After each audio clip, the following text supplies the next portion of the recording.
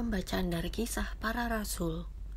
Beberapa orang datang dari Yudea ke Antiokhia dan mengajarkan kepada saudara-saudara di situ, "Jikalau kamu tidak disunat menurut adat istiadat yang diwariskan oleh Musa, kamu tidak dapat diselamatkan."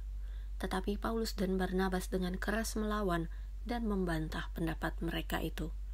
Akhirnya ditetapkan supaya Paulus dan Barnabas serta beberapa orang lain dari jemaat itu pergi kepada rasul-rasul dan penatua-penatua di Yerusalem untuk membicarakan soal itu.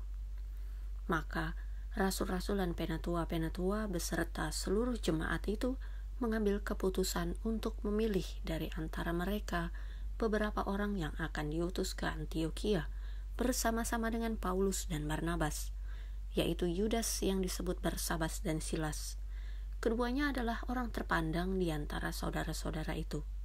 Kepada mereka diserahkan surat yang bunyinya, "Salam dari rasul-rasul dan penatua-penatua, dari saudara-saudaramu kepada saudara-saudara di Antiokhia, Siria dan Kilikia yang berasal dari bangsa-bangsa lain.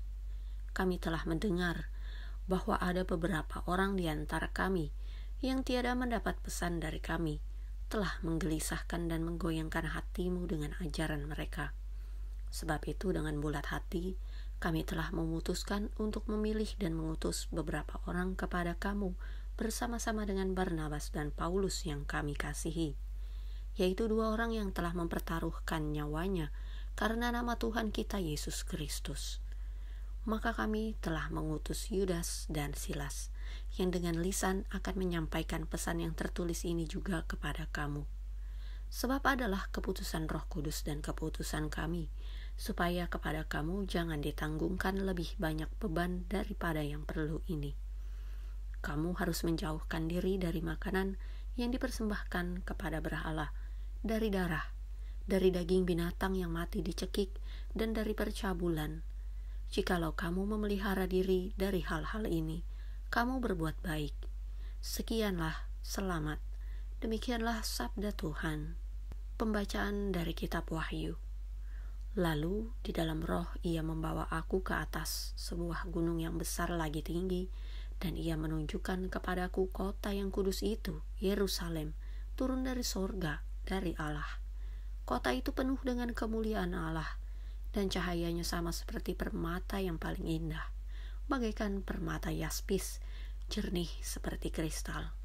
Dan temboknya besar lagi tinggi, dan pintu gerbangnya 12 buah. Dan di atas pintu-pintu gerbang itu ada 12 malaikat, dan di atasnya tertulis nama ke-12 suku Israel.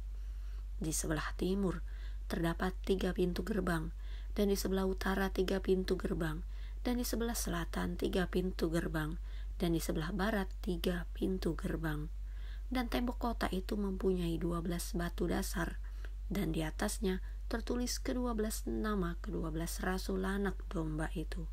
Dan aku tidak melihat bait suci di dalamnya, sebab Allah Tuhan yang Maha Kuasa adalah bait sucinya, demikian juga anak domba itu.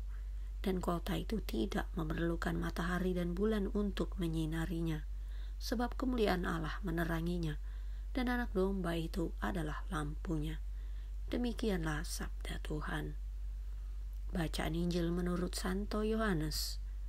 Jawab Yesus, "Jika seorang mengasihi aku, ia akan menuruti firman-Ku, dan Bapa-Ku akan mengasihi dia, dan kami akan datang kepadanya dan diam bersama-sama dengan dia.